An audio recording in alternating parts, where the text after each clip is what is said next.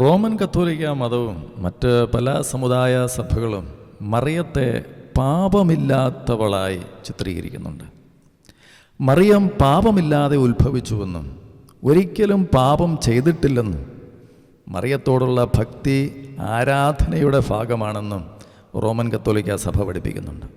അതിൻ്റെ കാറ്റക്കിസം 493, 508, 722, 491, 971 എന്നീ പാരഗ്രാഫുകളിൽ ഇതേപ്പറ്റിയുള്ള കാര്യങ്ങൾ നമുക്ക് വ്യക്തമായിട്ട് വായിക്കുവാൻ കഴിയും. അപ്പോൾ മറിയം അമലോത്ഭവയാണ് എന്ന ദൈവവചന വിരുദ്ധമായ ഈ ചിന്താഗതിയുടെ ആരംഭം 1854 അതായത് മറിയത്തിൻ്റെയൊക്കെ ജീവിതകാലത്തിന് ശേഷം 1800 വർഷങ്ങൾക്ക് ശേഷമാണ് ഈ സഭാപ്രസ്ഥാനം ഇത്തരം ഒരു വിശ്വാസ പ്രഖ്യാപനവുമായിട്ട് വരുന്നത്. ഈ തത്വമനുസരിച്ച് മറിയം പാപമില്ലാതെ ജനിക്കുകയും പാപമില്ലാതെ ജീവിക്കുകയും ചെയ്തു. കത്തോലിക്ക സഭയുടെ അഭിപ്രായത്തിൽ കന്യകാമറിയവും ആദത്തിൻ്റെ സന്താനമാണ്. അതിനാൽ അവളും മറ്റെല്ലാ മനുഷ്യരെയും പോലെ പ്രസാദപരമില്ലാതെ ജനിക്കണമായിരുന്നു. എന്നാൽ ലോകരക്ഷകൻ്റെ അമ്മയാകാനിരുന്ന മറിയത്തിന് പാപത്തിൻ്റെ മാലിന്യമേശാതെ ജനിക്കുവാനുള്ള പ്രത്യേക പ്രസാദവരം ദൈവം പ്രദാനം ചെയ്തു എന്നാണ് KCBCയുടെ 9ാം ക്ലാസ്സിൻ്റെ സൺഡേ സ്കൂൾ പുസ്തകത്തിൽ പറഞ്ഞു. എന്നാൽ ഇതെല്ലാം ദൈവവചനത്തിൽ ബൈബിളിൽ അടിസ്ഥാനമില്ലാത്ത ഊഹങ്ങൾ മാത്രമാണ്, തെറ്റായ ഊഹങ്ങൾ. മറിയത്തിൻ്റെ അമലോത്ഭവ സത്യപ്രഖ്യാപനം ഇപ്രകാരമാണ്: പരിശുദ്ധവും അവിഭക്തവുമായ ത്രിത്വത്തിൻ്റെ ബഹുമാനത്തിനും കന്യകാ ദൈവമാതാവിൻ്റെ മഹത്വത്തിനും മനോഹാരിതയ്ക്കും കത്തോലിക്ക വിശ്വാസത്തിൻ്റെ പുകഴ്ചയ്ക്കും ക്രൈസ്തവ മതത്തിൻ്റെ വളർച്ചയ്ക്കും വേണ്ടി നമ്മുടെ കർത്താവ് ഈശോ മിശിഹായുടെയും വിശുദ്ധ അപ്പസ്തോലന്മാരായ പത്രോസിൻ്റെയും പൗലോസിൻ്റെയും നമ്മുടെയും അധികാരം ഉപയോഗിച്ച് നാം പഠിപ്പിക്കുകയും പ്രഖ്യാപിക്കുകയും ചെയ്യുന്നു. മാനവകുലരക്ഷകനായ മിശിഹായുടെ യോഗ്യതകളുടെ അടിസ്ഥാനത്തിൽ സർവശക്തനായ ദൈവത്തിൻ്റെ പ്രത്യേക അനുഗ്രഹത്താലും പരിശുദ്ധ കന്യകാമറിയം ഗർഭം ധരിക്കപ്പെട്ട നിമിഷം മുതൽ ഉത്ഭവപാപത്തിൻ്റെ എല്ലാ കറകളിൽ നിന്നും പൂർണ്ണമായും വിമുക്തനായിരുന്നു എന്ന സത്യം ദൈവനിവേശിതവും ആകയാൽ സകലരും സദാസമയം ദൃഢമായി വിശ്വസിക്കേണ്ടതുമാണ് എന്നുള്ളതാണ് കത്തോലിക്ക സഭയുടെ വിശ്വാസ പ്രഖ്യാപനം. ഇത് തിരുസഭാ ചരിത്രം സേവ്യർ കൂടപ്പുഴയുടെ ആ പ്രസിദ്ധീകരണത്തിൽ 2008 പ്രസിദ്ധീകരണമാണ്, 960 പേജിൽ നാം കാണുന്നുണ്ട്. അപ്പോൾ ദൈവവചനത്തിൽ അടിസ്ഥാനമില്ലാത്ത ഒരു ഉപദേശമാണ് ഇത് എന്നാണ് നാം മനസ്സിലാക്കുന്നത്. അങ്ങനെ ഒരു പ്രഖ്യാപനത്തിൻ്റെ ആവശ്യമില്ല. കാരണം സകല മനുഷ്യരും പാപത്തോടെ ജനിച്ചുവെങ്കിൽ, മറിയത്തിന് പാപമുണ്ടായിരുന്നുവെങ്കിൽ മറിയത്തിലൂടെ പാപമില്ലാത്തവനായി യേശുവിന് ജനിക്കാൻ പറ്റുകയില്ല എന്ന് ചിന്തിക്കേണ്ട ആവശ്യമില്ല. അപ്പോൾ മറിയം അമലോത്ഭവയാണ് എന്ന പ്രബോധനത്തിൻ്റെ സൂചനകളും അനന്തരഫലങ്ങളും വളരെ അപകടകരമാണ്. യേശുവിന് പാപമില്ലാതെ ജനിക്കുവാൻ ജന്മപാപമില്ലാത്ത മാതാവ് ആവശ്യമായിരുന്നു എന്ന് അവർ വാദിക്കുന്നു. അങ്ങനെയാണെങ്കിൽ ജന്മപാപമില്ലാത്ത മാതാവിന് ജനിക്കാൻ ജന്മപാപമില്ലാത്ത മറ്റൊരു മാതാവും ആവശ്യമായി വരും. അങ്ങനെ മറിയത്തിൻ്റെ മാതാപിതാക്കൾ എല്ലാവരും ജന്മപാപമില്ലാത്തവരായിരുന്നു എന്ന് അവർ തെറ്റായി പഠിപ്പിക്കേണ്ടതായി വരുന്നു. അങ്ങനെ ആദം പാപം ചെയ്തിട്ടില്ല എന്നും സാത്താൻ ഹവ്വായോട് പറഞ്ഞത് ശരിയായിരുന്നുവെന്നും ദൈവപുത്രൻ മനുഷ്യവർഗത്തിൻ്റെ രക്ഷയ്ക്കായി മരിക്കേണ്ടതിൻ്റെ ആവശ്യം പോലും ഇല്ലായിരുന്നു എന്നും ഒക്കെയുള്ള തെറ്റായ കാര്യങ്ങൾ പഠിപ്പിക്കുവാനും ന്യായീകരിക്കുവാനുമുള്ള തന്ത്രപരമായ ശ്രമമൊക്കെയാണ് ഇതിലൂടെ നടക്കുന്നത്. കാരണം ഇത്തരം ഉപദേശങ്ങൾ പഠിക്കുന്നവർ, മനസ്സിലാക്കുന്നവർ ഇങ്ങനെയൊക്കെയുള്ള വാദങ്ങൾ ഉപയോഗിച്ച് ദൈവവചനത്തിൽ നിന്നും മാറിപ്പോകുവാനുള്ള ലൂപ്പ് ഹോൾസ് ഇട്ടുകൊടുക്കുകയാണ് ചെയ്യുന്നത്. അപ്പോൾ മറിയം അമലോത്ഭവയാണ് എന്ന പ്രബോധനത്തിലൂടെ കത്തോലിക്ക സഭയിലെ യേശു മനുഷ്യവർഗത്തിൻ്റെ മുഴുവൻ പാപപരിഹാരത്തിനായി മരിച്ച ബൈബിളിലെ യേശു അല്ല എന്നും അത് മറ്റൊരു യേശുവാണ് എന്നും അവർ വരുത്തി തീർക്കുന്നു. കാരണം മറിയത്തിന് പാപമില്ല എങ്കിൽ മറിയത്തെ രക്ഷിക്കാൻ വേണ്ടിയല്ലല്ലോ യേശു ജനിച്ചത്. മരിച്ചത്. അപ്പോൾ മനുഷ്യവർഗത്തിൻ്റെ മുഴുവൻ രക്ഷകനല്ല യേശു എന്ന് അവിടെ സ്ഥാപിക്കുകയാണ് അവർ ചെയ്യുന്നത്. എന്നാൽ ബൈബിൾ പ്രകാരം യഥാർത്ഥ മറിയം യേശുവിനെ തൻ്റെ കർത്താവും രക്ഷകനുമായി അംഗീകരിച്ച് പാപിയാണ് എന്ന് സ്വയം സമ്മതിച്ചതായി നാം കാണുന്നു. മറിയം പാപമില്ലാതെ ഉത്ഭവിച്ചുവെന്നും ഒരിക്കലും പാപം ചെയ്തിട്ടില്ലെന്നുമൊക്കെയുള്ള വിശ്വാസം സത്യവിരുദ്ധമാണ്. കാരണം താനൊരു പാപിയാണെന്നും തനിക്ക് ഒരു രക്ഷകനെ ആവശ്യമുണ്ടെന്നും രക്ഷകനായ യേശുക്രിസ്തുവിൽ വിശ്വസിച്ച് വീണ്ടും ജനിക്കേണ്ടത് തനിക്ക് ആവശ്യമാണെന്നും മറിയം സ്വയം അംഗീകരിച്ചു. മറിയത്തിന് രക്ഷകനായ യേശുക്രിസ്തുവിൻ്റെ രക്തത്താൽ പാപമോചനം ആവശ്യമായിരുന്നു. യഥാർത്ഥ മറിയം പറഞ്ഞു, എൻ്റെ ആത്മാവ് കർത്താവിനെ മഹത്വപ്പെടുത്തുന്നു, എൻ്റെ ചിത്തം എൻ്റെ രക്ഷകനായ ദൈവത്തിൽ ആനന്ദിക്കുന്നു, എൻ്റെ രക്ഷകനായ ദൈവത്തിൽ ആനന്ദിക്കുന്നു. അപ്പോൾ മറിയത്തിന് രക്ഷകനാണ് ദൈവം. ക്രിസ്തു യേശു മറിയത്തിൻ്റെ രക്ഷകനാണ്. അപ്പോൾ അവിടുന്ന് തൻ്റെ ദാസിയുടെ താഴ്മയെ കടാക്ഷിച്ചു. അപ്പം മറിയത്തെ സ്വയം മറിയം ഒരു ദാസിയായിട്ടാണ് ചിത്രീകരിക്കുന്നത്. ലൂക്കായുടെ സുവിശേഷം 1-ാം അധ്യായത്തിൽ നാം ഇത് കാണുന്നു. ദൈവം തൻ്റെയും രക്ഷകനാണെന്നും തനിക്കും ഒരു രക്ഷകനെ ആവശ്യമുണ്ടെന്നും അതിന് കാരണം മനുഷ്യവർഗത്തിലെ മറ്റെല്ലാവരെയും പോലെ താനും പാപിയാണ് എന്നും മറിയം സമ്മതിക്കുന്നു. തനിക്കൊരു രക്ഷകനെ ആവശ്യമാണെന്ന് മനസ്സിലാക്കിയത് താനൊരു പാപിയാണെന്ന് മറിയം സ്വയം അംഗീകരിച്ചതിൻ്റെ തെളിവാണ്. കാരണം ഒരു പാപിക്കല്ലേ രക്ഷകനെ ആവശ്യമുള്ളൂ.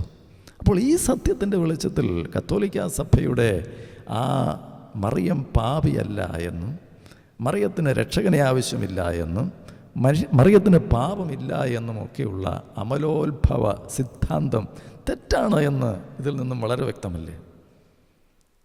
യഥാർത്ഥ മറിയം പാപപരിഹാര ബലി അർപ്പിച്ച് സ്വയം പാപിയാണ് എന്ന് സമ്മതിച്ചു എന്ന് നാം ബൈബിളിൽ കാണുന്നു.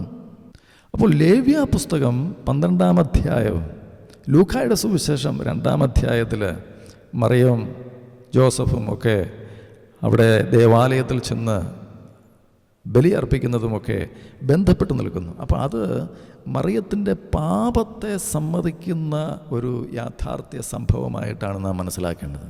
അവിടെ നാം കാണുന്നത് കുഞ്ഞ് ആണോ പെണ്ണോ ആകട്ടെ, ശുദ്ധീകരണത്തിൻ്റെ ദിനങ്ങൾ പൂർത്തിയാകുമ്പോൾ അവൾ കുഞ്ഞിനു വേണ്ടി 1 വയസ്സുള്ള ഒരു ആട്ടിൻകുട്ടിയെ ദഹനബലിക്കായും ഒരു ചെങ്ങാലിയെയോ ഒരു പ്രാവിൻ കുഞ്ഞിനെയോ പാപപരിഹാര ബലിക്കായും സമാഗമ കൂടാരത്തിൻ്റെ വാതിൽക്കൽ പുരോഹിതൻ്റെ മുമ്പിൽ കൊണ്ടുവരണം.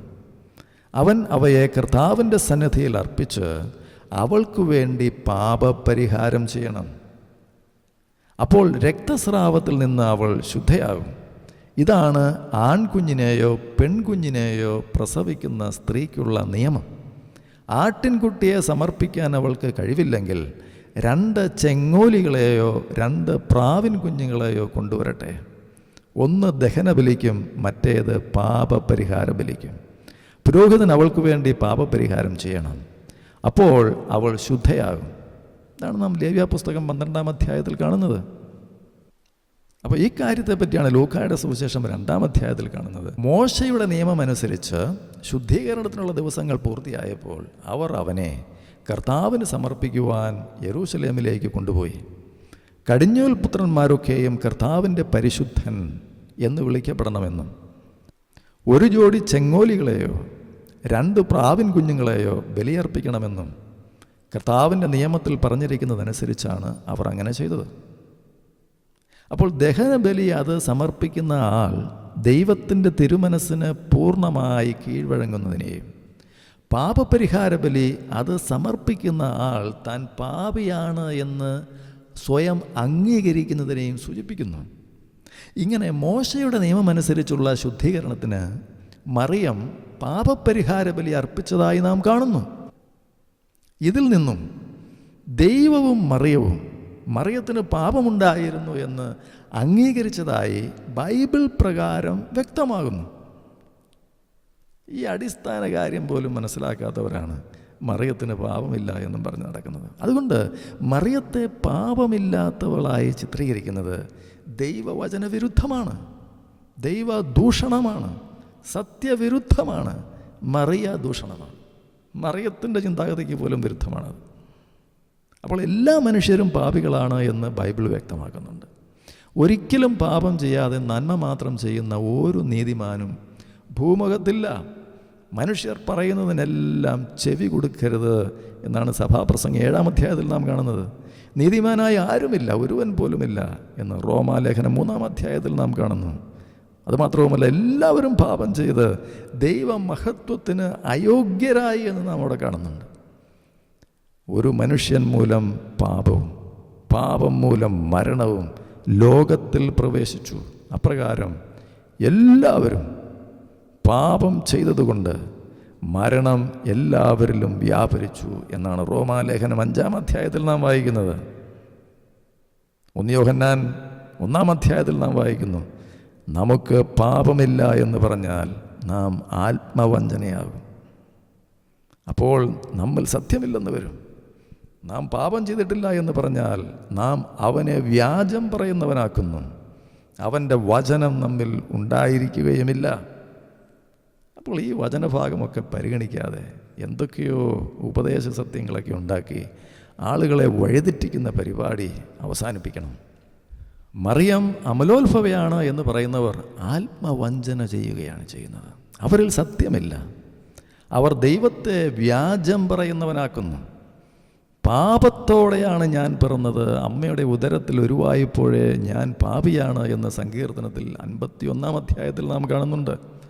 അവിടെ അമ്മയുടെ ഉദരത്തിൽ ഉരുവായപ്പോഴേ ഞാൻ പാപിയാണ് എന്നുള്ള പ്രസ്താവനയിലൂടെ ഈ അവസ്ഥ അമ്മയിൽ നിന്ന് ജനിക്കുന്ന എല്ലാ മനുഷ്യർക്കും ബാധകമാണെന്ന് വ്യക്തമാകുന്നു. തൻ്റെ പ്രവർത്തനങ്ങളിൽ മാത്രമല്ല, സ്വഭാവത്തിൽ പോലും താൻ പാപിയാണ് എന്ന് ദാവീദ് സമ്മതിക്കുന്നു. തൻ്റെ പാപം നിറഞ്ഞ പ്രവർത്തനങ്ങൾ തന്നിലുള്ള ആഴമായ തിന്മ സ്വഭാവത്തിൻ്റെ പ്രതിഫലനങ്ങളാണ് എന്ന് ദാവീദ് മനസ്സിലാക്കുന്നുണ്ട്. പാപം ജന്മസഹജവും എല്ലാ മനുഷ്യർക്കുമുള്ളതുമായ സ്വഭാവമായി തീർന്നിരിക്കുന്നു. പാപത്തോടെ ഉരുവാക്കപ്പെട്ടതുകൊണ്ട് മനുഷ്യർക്ക് തങ്ങളുടെ അടിസ്ഥാനപരമായ പാപ സ്വഭാവത്തെ രൂപാന്തരപ്പെടുത്തുവാൻ കഴിയുകയില്ല. ദൈവത്തിൻ്റെ ഇടപെടൽ കൂടാതെ നമ്മുടെ പാപത്തിന് ഒരു പരിഹാരവുമില്ല. ദൈവമേ, നിർമ്മലമായ ഒരു ഹൃദയം എന്നിൽ സൃഷ്ടിക്കണമേ എന്ന് ദാവീദ് പ്രാർത്ഥിക്കുന്നുണ്ട്. അങ്ങനെ നാം ഒരു പുതിയ സൃഷ്ടിയാകണം. ഉരുകിയ മനസ്സാണ് ദൈവത്തിന് സ്വീകാര്യമായ ബലി. ദൈവമേ, നുറുങ്ങിയ ഹൃദയത്തെ അങ്ങ് നിരസിക്കുകയില്ല എന്നാണ് പറയുന്നത്. അതിനാൽ ആഴമായ പാപബോധം നിരാശയല്ല, പ്രതീക്ഷയാണ് നൽകുന്നത്. പരിശുദ്ധാത്മാവ് നമ്മുടെ ഹൃദയത്തിൽ പ്രവർത്തിച്ചാൽ മാത്രമേ നാം പാപികളാണ് എന്ന ബോധ്യം നമുക്കുണ്ടാകൂ. പാപം നിറഞ്ഞ മനുഷ്യവർഗത്തിന് സ്വയമേ പാപമില്ലാത്ത മനുഷ്യർക്ക് ജന്മം നൽകുവാൻ കഴിയുകയില്ല. അതിനാൽ മറിയത്തിന് പാപമില്ലായിരുന്നു എന്ന് പറയുന്നത് സത്യവിരുദ്ധവും ദൈവവചന വിരുദ്ധവുമാണ്. എല്ലാ മനുഷ്യരും പാപികളാണ് എന്നിരിക്കെ മറിയത്തിന് പാപമുണ്ട് എന്ന് സമ്മതിക്കുന്നതിൽ എന്താണ് പ്രശ്നം? മറിയം പാപിയായിരുന്നു എന്നുള്ളത് കൊണ്ട് മറിയത്തിലൂടെ ജനിച്ച യേശുവിന് പാപമുണ്ടാകണമെന്നില്ല. അതുപോലെ തന്നെയാണ് യേശു കുരിശിൽ കിടന്ന് ലോകത്തിൻ്റെ മുഴുവൻ പാപം സ്വന്തം ശരീരത്തിൽ വഹിച്ചിട്ടും യേശുവിൽ പാപമുണ്ടാകാതിരുന്നത്. അതിനാൽ മറിയത്തിൻ്റെ പാപ സ്വഭാവം യേശുവിൻ്റെ പരിശുദ്ധിയെ ഒരു തരത്തിലും ബാധിക്കുന്നില്ല എന്ന് അതിൽ നിന്ന് തന്നെ വ്യക്തമാകുന്നു. അതായത് ലോകത്തിൻ്റെ മുഴുവൻ പാപം സ്വന്തം ശരീരത്തിൽ വഹിച്ചവനാണ് യേശു, എന്നിട്ടും യേശു പാപിയായി തീർന്നില്ല. അപ്പോൾ പാപമുള്ള മറിയത്തിൻ്റെ ഉദരത്തിൽ നിന്നും യേശു ജനിച്ചു എന്ന് വിചാരിച്ച് യേശുവിന് പാപമുണ്ടാകത്തില്ല. യാഥാർത്ഥ്യം ഇങ്ങനെയിരിക്കെ മറിയത്തെ പാപമില്ലാത്തവളെന്ന് ദൈവവചന വിരുദ്ധമായി ചിത്രീകരിക്കുന്നതിൻ്റെ ഉദ്ദേശം എന്താണ്? ഇത് മനുഷ്യനെ ദൈവത്തെ പോലെ ആക്കാനുള്ള സാത്താൻ്റെ ശ്രമത്തിൻ്റെ ഫലമാണ്. ആദ്യ പാപം ആദാമിൻ്റേതാ. അതുമാത്രവുമല്ല, നാം മനസ്സിലാക്കേണ്ട ഒരു കാര്യം, പാപ സ്വഭാവം പകരപ്പെടുന്നത് പുരുഷനിലൂടെയാണ്. സ്ത്രീയുടെ സന്തതിയായ യേശുവിന് പാപമില്ല. പാപം മറിയത്തിലൂടെ യേശുവിലേക്ക് പകരപ്പെടുന്നില്ല. മനുഷ്യവർഗത്തിൽ ആദ്യ പാപം ചെയ്തത് ആദാമാണ്, ഹവ്വായല്ല. ദൈവത്തിൻ്റെ കൽപ്പന ലഭിച്ചത് ആദാമിനായിരുന്നു. ആദാം കൽപ്പന ലംഘിച്ചതാണ് പാപമായി ദൈവം കണക്കാക്കിയത്. ആദാം പഴം തിന്നപ്പോഴാണ് ഇരുവരുടെയും കണ്ണ് തുറന്നത്. ഹവ്വ പഴം തിന്നതിന് ശേഷം അവൾ കൊടുത്ത പഴം ആദാം തിന്നില്ലായിരുന്നുവെങ്കിൽ മനുഷ്യവർഗം വീഴുമായിരുന്നില്ല. പാപം ചെയ്യുമായിരുന്നില്ല. അപ്പോൾ പുരുഷനിലൂടെയാണ്, പിതാവിലൂടെയാണ് പാപ സ്വഭാവം പകരപ്പെടുന്നത് എന്ന വസ്തുതയെ അട്ടിമറിക്കുന്ന ചിന്തയാണ് ഹൗവയാണ് ആദ്യ പാപം ചെയ്തത് എന്നത്. സ്ത്രീയാണ് ആദ്യം പാപം ചെയ്തത് എങ്കിൽ പാപം മനുഷ്യവർഗത്തിലേക്ക് പടർന്നത് സ്ത്രീയിലൂടെയാണ് എന്ന് വരും. അതായത് സ്ത്രീയിൽ നിന്ന് ജനിക്കുന്ന എല്ലാവർക്കും പാപ സ്വഭാവം ഉണ്ടായിരിക്കും എന്ന് വരും. ഇത്തരം ചിന്ത വികസിപ്പിച്ചാൽ സ്ത്രീയിൽ നിന്ന് ജനിച്ച യേശുവിന് പാപമില്ലാതിരിക്കുക സാധ്യമല്ല എന്ന് വാദിക്കാനും കഴിയും. യേശുവിന് പാപ സ്വഭാവം ഉണ്ടായിരുന്നു എന്ന് പറയുന്നവർ അവരുടെ പാപത്തിൽ മരിച്ചവരായി തന്നെ തുടരുകയും ചെയ്യും.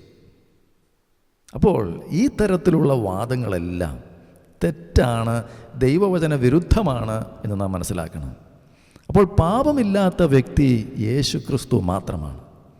ഭൂമിയിൽ പാപമില്ലാതെ ജീവിച്ച ഒരേ ഒരു വ്യക്തിയായി ബൈബിൾ അംഗീകരിക്കുന്നത് യേശുവിനെ മാത്രമാണ്. യേശു ക്രിസ്തു പാപം ചെയ്തില്ല എന്ന് ബൈബിൾ പ്രത്യേകമായി എടുത്തു പറയുന്നു. യേശു ക്രിസ്തു ഒഴികെ ബാക്കി എല്ലാ മനുഷ്യരും പാപം ചെയ്തു. ഈ വസ്തുത ആദത്തിൻ്റെ പാപത്തോട് ബന്ധപ്പെടുത്തിയാണ് ദൈവവചനം വെളിപ്പെടുത്തുന്നത്. ആദത്തിൽ നിന്ന് ജനിച്ചവരെല്ലാം ആദത്തിൻ്റെ പാപത്തിൽ പങ്കാളികളാകുന്നു. ഇതിന് ഉത്ഭവപാപം എന്ന് പറയുന്നു. ഒരു വ്യത്യാസവുമില്ല, എല്ലാവരും പാപം ചെയ്ത് ദൈവമഹത്വത്തിന് അയോഗ്യരായി എന്ന് ബൈബിൾ വ്യക്തമാക്കുന്നത് കൊണ്ടും പാപം ചെയ്തിട്ടില്ല എന്ന ബൈബിളിൻ്റെ സാക്ഷ്യം യേശുവിന് മാത്രമേ ലഭിക്കുന്നുള്ളൂ എന്നുള്ളതുകൊണ്ടും മറിയത്തിന് പാപമില്ലായിരുന്നു എന്ന ചിന്ത, എന്ന വിശ്വാസം സത്യവിരുദ്ധമാണ് എന്ന് വ്യക്തമാണ്. അതുകൊണ്ട് മറിയത്തെ സത്യവിരുദ്ധമായി പാപമില്ലാത്തവളായി അംഗീകരിക്കുമ്പോൾ പാപമില്ലാത്ത ഏകയാൾ എന്ന യേശുവിന് മാത്രമുള്ള പദവിയിലേക്ക് സൃഷ്ടിയായ മറിയത്തെ ഉയർത്തുകയും ദൈവദൂഷണം പറയുകയും ചെയ്യുന്നു. അങ്ങനെ യേശുവിനെ അവഹേളിക്കുന്നു. ഒരു വ്യക്തിയെപ്പറ്റി യഥാർത്ഥമല്ലാത്ത കാര്യങ്ങൾ, നല്ലതോ മോശമോ ആകട്ടെ, അത് ആ വ്യക്തിക്ക് ആക്ഷേപകരമാണ്. മറിയത്തെപ്പറ്റി മറിയത്തിനില്ലാത്ത കാര്യങ്ങൾ പറഞ്ഞ് പുകഴ്ത്താൻ ശ്രമിക്കുന്നത് യഥാർത്ഥ മറിയത്തെ അവഹേളിക്കുന്നതിന് തുല്യമാണ്. അതുകൊണ്ട് നിയമത്തിലൂടെ അല്ലാത്ത ദൈവനീതി ഇപ്പോൾ എല്ലാവരും യേശുക്രിസ്തുവിലൂടെ നേടേണ്ടിയിരിക്കുന്നു. നിയമവും പ്രവാചകന്മാരും സാക്ഷ്യപ്പെടുത്തിയിട്ടുള്ള ദൈവത്തിൻ്റെ നീതി നിയമത്തിലൂടെ അല്ലാതെ ഇപ്പോൾ വെളിപ്പെട്ടിരിക്കുന്നു. ഈ ദൈവനീതി വിശ്വസിക്കുന്ന എല്ലാവർക്കും ആരെന്നുള്ള വ്യത്യാസം കൂടാതെ യേശുക്രിസ്തുവിലുള്ള വിശ്വാസം വഴി ലഭിക്കുന്നു. എല്ലാവരും പാപം ചെയ്ത് ദൈവമഹത്വത്തിന് അയോഗ്യരായി അവർ അവിടുത്തെ കൃപയാൽ യേശുക്രിസ്തു വഴിയുള്ള വീണ്ടെടുപ്പിലൂടെ സൗജന്യമായി നീതീകരിക്കപ്പെടുന്നു എന്നാണ് റോമാലേഖനം 3-ാം അധ്യായത്തിൽ നാം കാണുന്നത്. എല്ലാവരും ദൈവകൽപ്പനയെ ലംഘിച്ച് പാപം ചെയ്തു. അങ്ങനെ എല്ലാ മനുഷ്യരും ദൈവത്തിൽ നിന്ന് അകന്നിരിക്കുകയാൽ അവർക്ക് സ്വന്തം പരിശ്രമങ്ങൾ കൊണ്ട് രക്ഷയ്ക്ക് യോഗ്യരാകുവാൻ കഴിയുകയില്ല. എല്ലാവരും പാപം ചെയ്തതുകൊണ്ട് ദൈവനീതി നിയമത്തിലൂടെ നേടുവാൻ കഴിയുകയില്ല. പാപം മൂലം മനുഷ്യർ ദൈവത്തിൻ്റെ പരിശുദ്ധിയും അംഗീകാരവും ലഭിക്കാവുന്ന നിലവാരത്തിൽ നിന്ന് താഴെപ്പോയി. അതുകൊണ്ട് നിയമത്തിലൂടെ അല്ലാത്ത ദൈവനീതി ഇപ്പോൾ എല്ലാവരും നേടേണ്ടിയിരിക്കുന്നു.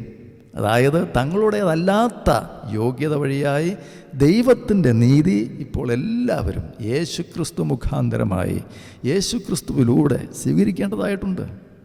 അതാണ് രക്ഷയ്ക്കായിട്ടുള്ള നിബന്ധന.